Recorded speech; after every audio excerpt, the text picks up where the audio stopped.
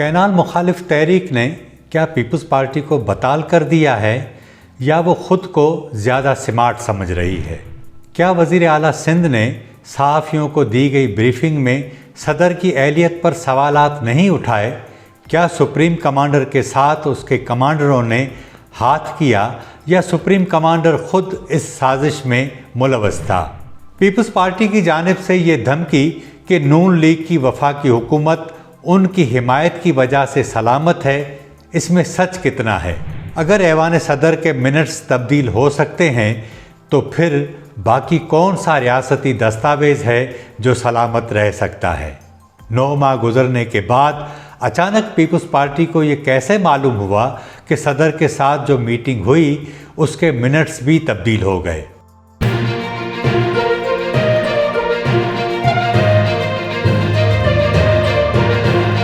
तारीख है 29 मार्च 2025।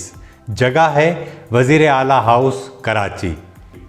एक तरफ वज़ीर इत्तलात शर्जील इनाम मेमन इंतहाई सुकून के साथ तस्बीह के दानों पर उंगलियां फेर रहे हैं तो दूसरी जानिब आबपाशी के वज़ीर जाम खान शोरो मुकम्मल खामोश और संजीदा हैं।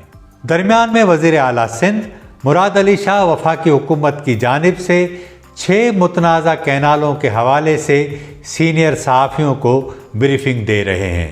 इस तवील ब्रीफिंग का नतीजा ये निकला कि मुराद अली शाह को एक खिसियानी मुस्कुराहट के साथ आखिरकार कहना ही पड़ा कि जो मैं आपको समझा रहा हूँ वो समझा नहीं पा रहा। इस मीटिंग के नतायज ये निकले कि ख़ुद वज़ीर आला सिंध ने पाकिस्तान की फ़ौज की साख पर उसके सुप्रीम कमांडर यानी सदर जरदारी की अहलियत पर भी सवालात खड़े कर दिए हैं।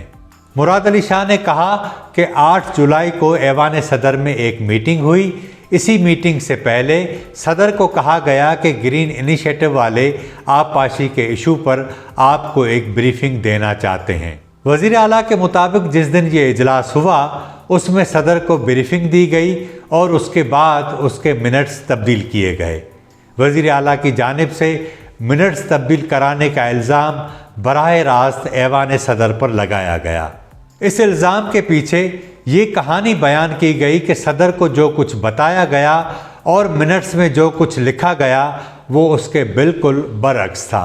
चलें सीएम साहब की बात मान लेते हैं कि ऐवान सदर के किसी अफसर ने ये काम किया होगा।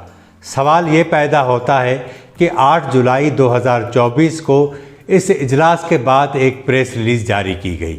इस प्रेस रिलीज़ में ये वाज़े दर्ज था कि सदर को ग्रीन इनिशिएटिव हुकाम ने 6 कैनालों की तामीर, उसके अखराजात और उसके समरात के हवाले से ब्रीफिंग दी।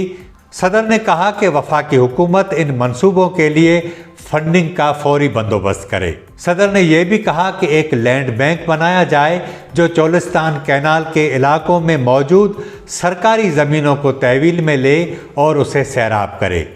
सवाल यह है कि अगर किसी अफसर ने ये मिनट्स तब्दील किए और सीएम सिंध को भेजे, उसको तो काफ़ी दिन लगे होंगे, लेकिन जिस दिन ये मीटिंग हुई उसी दिन एक प्रेस रिलीज जारी हुई और उसमें मिनट्स तब्दील करने का तो सवाल ही पैदा नहीं होता। यानी 9 माह बाद वज़ीर आला सिंध को इस बात का इदराक हुआ है कि ऐवान सदर ने मिनट्स तब्दील किए। यानी उन्होंने खुद ऐवान सदर के ऑफिस पर सवालात खड़े कर दिए हैं और सहाफ़ियों के ज़रिए अवाम को ये बताया है कि ऐवान सदर के मिनट्स भी तब्दील हो सकते हैं। अगर तमाम शवायद को सामने रखें तो सीएम सिंध की ये बात बिल्कुल फ़िलाप साबित होती है।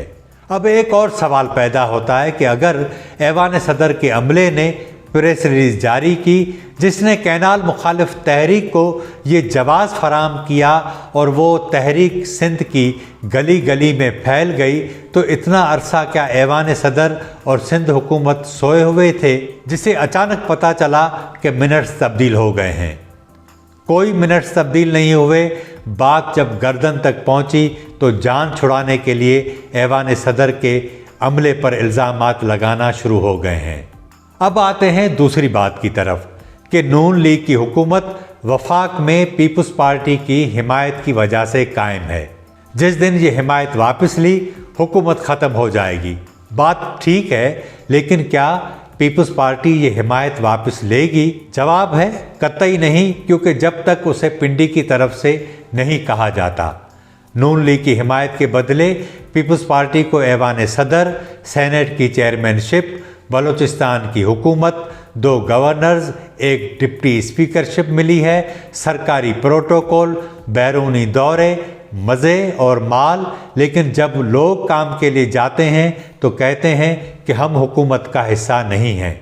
पीपल्स पार्टी को ये मालूम है कि अगर उसने ये हिमायत वापस ली तो सिर्फ ये मज़े वापस नहीं होंगे, फाइलें भी खुलेंगी और ये आसरा भी ख़त्म हो जाएगा कि आइंदा वज़ीर आज़म जरदारी साहब का बेटा बनेगा। अब आप अंदाज़ा करें कि 21वीं सदी में ये लोग अब भी अवाम को 20वीं सदी के बेवकूफ़ लोग समझते हैं। कैनाल मुखालिफ तहरीक ने पीपल्स पार्टी और आसिफ जरदारी के खिलाफ सिंध में जितने गुस्से को बढ़ाया है उसकी मिसाल माजी में पहले कभी नहीं मिलती। अगर पीपल्स पार्टी वाकई कैनालों की मुखालिफ है तो आज ही ये ऐलान करे कि वो वफाकी हुकूमत की हिमायत वापस ले रही है, दूध का दूध और पानी का पानी हो जाएगा।